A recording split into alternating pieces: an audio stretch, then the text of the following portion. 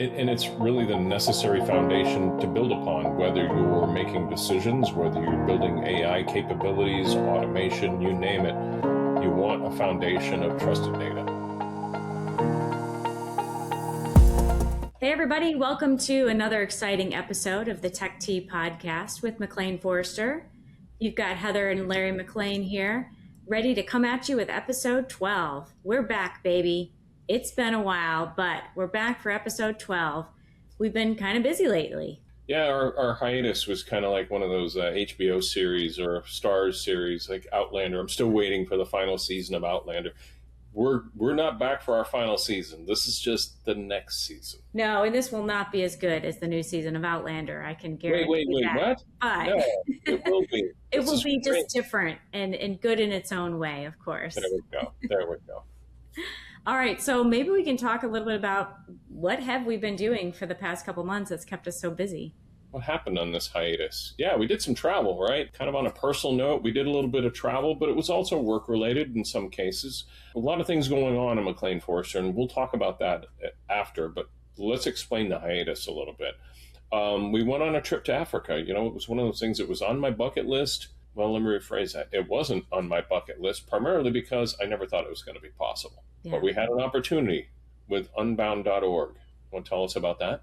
Yeah, that's one of our favorite charities. We've been giving to Unbound for over 10 years. We have 6 sponsored friends through that organization. And the way that works is you pay a monthly sponsorship fee and you can help people all the way across the world. We have some friends in Kenya and Madagascar, and Unbound does visits where you can go and visit the community where your friends live.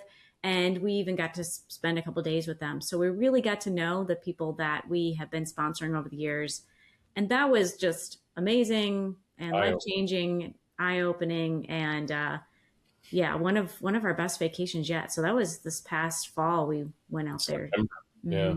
And what struck me as incredibly impressive and kind of hits you in your heart is the level of poverty like you've never seen before. But their spirit, their hope, their love is just still incredible. These youngsters want to be engineers and pilots, and they're working towards them. It's not like, no, that's just too hard. I was thoroughly impressed. We've seen directly how, even the funding we've been able to provide has had a significant impact on people's lives. So that was quite an amazing trip. And then we went to Germany. Well, hold on. We also went on safari. So that's true. That was like the entertainment part of that trip. Yeah, for sure. Truly, even though it's a safari, it was kind of secondary because the whole purpose was Unbound. That was the catalyst that brought us there. But when you're in Africa, when you're in Kenya, when you're in Rome, you might as well go on safari, and that was incredible. I don't know if I can go to a zoo again. It was incredible. Okay, and then we learned all about Glühwein. If you've never had Glühwein in Germany, it's an experience. So in December, Germany's famous for their Christmas markets. They're of course not the only country that does this, but they had some really good ones. And we hit about 4 or 5 different cities and tried lots of Glühwein and all of them. And it's a hot mulled wine you add some spices to it. And it just, when it's 20 degrees outside and you're drinking a hot mug of Glühwein, it was an amazing experience. I'm glad we did that. And I think we're going to go back. Yeah. And the primary catalyst for that one was I had a great opportunity. Armed Forces Communication Electronics Association, otherwise known as AFCEA, they had their transatlantic conference and I was invited to speak. So we took the opportunity, said, you know what, let's go spread the word of AI and McLean Forrester and all the great things that are happening to this conference and hit some Christmas markets while we're there. Yeah. And Frankfurt's a great city. I'm not sure which was better, the speaking engagement or the Christmas markets and the Glühwein. What? Yeah, I don't know. I'm going back for the Glühwein though, so maybe that will give us a clue. But you did a great job. Yeah. It was a lot of fun. And then of course there was the holidays, and that just went by like a whirlwind, I'm sure, for everybody. And then we, here we are in February already, and January went by quick, and I just can't believe we're already in mid-February. You know what was exciting though too is as a virtual company, we really didn't miss a beat. Um, as needed, we were online. We were had laptops with us. You know, having a laptop in a safari vehicle while you're watching lions. Yeah, that was us. We But didn't do too much of that, but yeah, but yeah, that's the beauty of how we operate. I think we can pretty much allow ourselves the flexibility to work wherever it works for us. So that's awesome. That's why we are the way we are. So yeah. oh, and then we forgot we did a little trip to Amsterdam last month around my birthday time, and went to see a wonderful friend of ours who was doing a CEO dinner. She's a professional coach for CEOs, and she was hosting a dinner, and we said, let's go. And so we went all the way to Amsterdam. We'd never been there. It was an amazing experience. And I think we'll definitely go back when it's a little bit warmer. But that was a nice little long weekend. And again, it's nice that we have flexibility to do that. Not a lot of tulips in 30-degree weather and No, but yeah, that just gives us a reason to go back. And yeah. since we love travel so much, that's a no-brainer.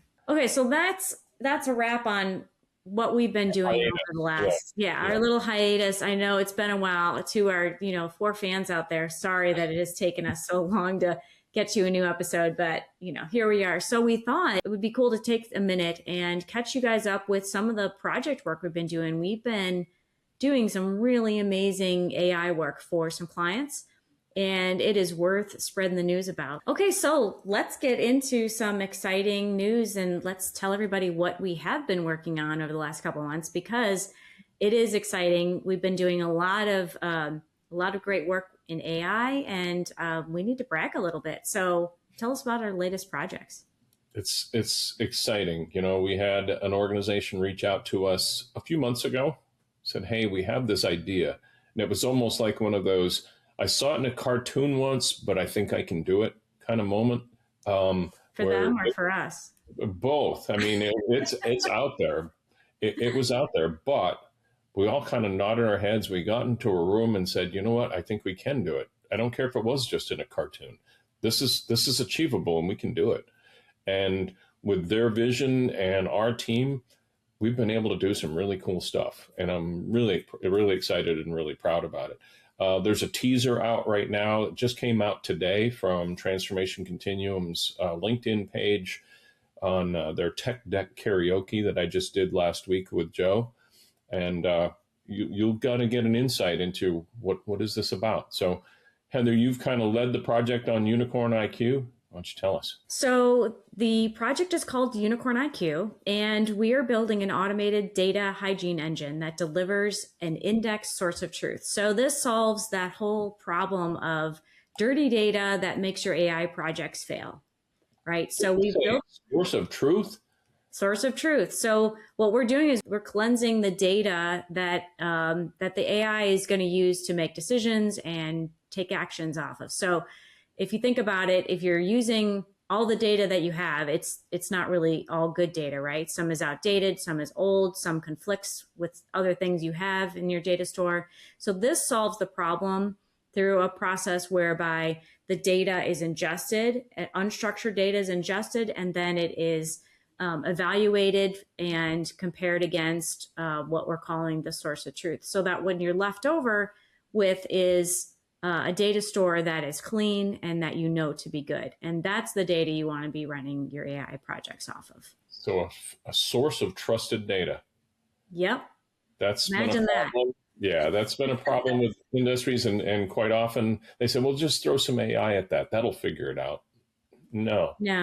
It doesn't work that well, for that use case. But the idea is that this is a capability that can be plugged into anybody's pipeline, right? So if you've got other things running in your organization, this can be running in the background to help you keep that clean data store. And it's really the necessary foundation to build upon, whether you're making decisions, whether you're building AI capabilities, automation, you name it. You want a foundation of trusted data. And that's what this is creating. And it's very revolutionary, and it's absolutely using AI in the process. There's some secret sauce in there, so we won't talk too much about how it does it, but it works, and it's very. And that product's officially launched last week. I would say go check it out, unicorniq.ai. That's cool. Now, that's the foundation for another product we're developing for them. Yeah, so the other thing we're building is built right on top of that Unicorn IQ engine. And it's a data driven enablement and revenue generation enterprise platform for sales team growth. So that's been pretty exciting.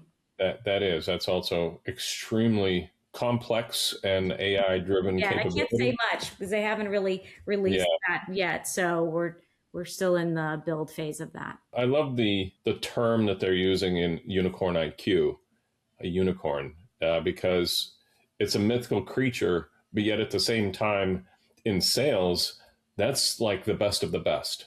Right. You have a unicorn in your organization. It's rare, but now how do I ensure that what the unicorn knows is now the same as what everyone knows? How do I spread that wealth? How do I spread that intelligence across my sales team? So we're heading that direction. We can't really say much more, but man, is it exciting. I love this. And we are really leveraging, the latest and greatest in AI technologies. So that's been very exciting. If it's something that's new that's come out and you just read about it, we're probably already using it. Implementing it. Yeah. What about in the application modernization space? I think we have something that we've been working on in there. Yeah, there's a couple of things that we've starting over the last year or so. One of the challenges with trying to talk about AI and how it's valuable to organizations has been on the receiving end. Folks are hearing about AI, but they don't know what it is. They know ChatGPT, they know Claude, they know all these others, but that's going to give you your 5 to 10% gain. That's not the real AI that's going to basically automate your back office functions and speed up processing, create agility. And so therefore, what we've kind of pivoted to over the last few months is creating these primers to make it more tangible in these different industries. And that's been very, very helpful for one area. And the impetus to this has been, we've created an offering called the AI value path. And the AI value path is, if you really don't know what's going to bring you value, because every company is unique, every situation is unique. You can't just say, oh, here's a square peg of AI, let's go plug this in. Wait a minute, I don't have any square holes. Okay, we'll just cram it in there anyway. So there's a process that we walk through to say, let's now evaluate what your business operations are. What are your pain points? What are your opportunities? Now, how can AI fit into each of these? Let's now prioritize those and figure out, where should you invest? What's the right application of AI with your specific instantiation? And so we can grow from there. And then the second phase of the AI value path, let's build a prototype. And we do this quickly. We can do this in 4 weeks. Let's build a functioning prototype on one of those top tier ideas that says, now let's show the value, not just talk about it. Let's actually show the value. Using real data, right? Yes. We're not just be building some vibe coded thing that's going to look bad and not work well, right? So that's the idea. We're going to use your data and build you a prototype. And then after the prototype success, then it moves into, hey, this is really showing value. Let's reassess, because you always want to at every juncture. But now let's build out the production ready thing. And it's going to be unique for every organization, but they get full control the whole time. And they also get a roadmap of, where do I apply AI in my organization? That's resonating very, very well. And also that first phase can be pretty quick too, like 2 to 3 weeks. We can have that. We've got a process that will really help your team work through that really quick with not a lot of time spent. The idea is to rapidly generate those ideas, prioritize them for the ones that are going to give you the highest value, and then prototype and see what works. And the whole intent there was, lots of times you'll have someone come in and say, yeah, for $500,000, I can do all of this work for you. Let's lower the price point. Let's come in and do a low cost, low risk entry to say, let's create your roadmap, then see what's of value to you. So again, it's a low barrier to entry with a rapid rate of return. Awesome. So that's called our AI Value Path Sprint. We're excited because that's going to be, I think, key to some organizations, like really taking that AI leap. It might seem really big, but this is a small leap. So we've designed it that way. And what kind of complements that is another thing that we've really been packaging up, which is our application rationalization 360-degree perspective. And that is a capability where we come in and we do application portfolio rationalization. What we're finding is a lot of organizations have a ton of legacy systems. They have also a ton of tech debt, and it needs to be rationalized because moving to advanced platforms, moving to these AI capabilities is really hard to do if you have 20-year-old infrastructure and 20-year-old systems. So that's also not a necessary step, but it's an advantageous step. As again, we produce a roadmap of the Gartner 5 Rs. What do I do with all of these systems? Do I have overlap? Do I have gaps? Is there security risk? Is there open source risk? Basically answering all the questions about your entire portfolio so you feel confident in that roadmap. Yeah. So that's another thing from the chief growth officer here, selling to the audience. This application rationalization is absolutely a quick win. Yeah, and we've been talking to some organizations in the DoD about this, and it looks like they're gonna move forward soon. And then also some commercial organizations. You know, we've got this one client who they've got 100+ old legacy systems that we need to figure out how to modernize or retire or rebuild some of these, and so that's going to be a lot of fun to go through that project.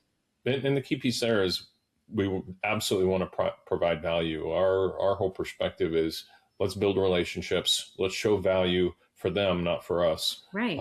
And that's the focus. So being able to turn around an organization into modern and agile, that's why we do this.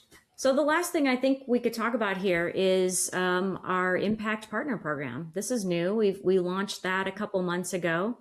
And this is a way for us to basically extend our sales team out to you people, the listeners out here who have good connections in industries, know people who are perhaps looking to implement AI or other modernization efforts. And we're asking, join our partner program and connect us to them and start helping us make those connections. That just helps us connect to more companies and be able to help more people. And kind of the challenge, which is why we thought through this whole process, was it's hard to speak in everyone's language. Each industry has their own processes, their own nuances, their own everything. And when you say AI literally can help. I have yet to find an industry where it wouldn't help. But being able to talk their language is the advantage of having our Impact Partner Program, because we're finding people who are well-known and well-informed about the pain points and opportunities within each one of those industries. So they can speak the language much better than the rest of us. But in the end, it's about your business processes, automation, streamlining, data, et cetera. So the same blocking and tackling, just a different outcome. Yeah. So if that's something that sounds interesting to you, you can hit our website, McLeanForrester.com. And there's a whole page out there where you can get some information and even apply to become one of our partners.